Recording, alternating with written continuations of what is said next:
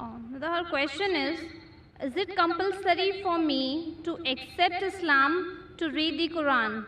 Can I read the Quran without accepting Islam? This is a good question. That is it compulsory for me to accept Islam to read the Quran, or can I read the Quran without accepting Islam?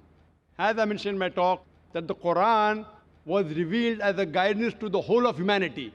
It's not necessary that you have to be a Muslim to read the Quran. But inshallah, if you read the Quran with an open mind, an unbiased mind, and an open heart, inshallah, after reading the Quran, inshallah, she'll accept Islam. That's the reason Yusuf Islam, in an interview, he said that it is good that I read the Quran before meeting the Muslims. He read the Quran and accepted Islam.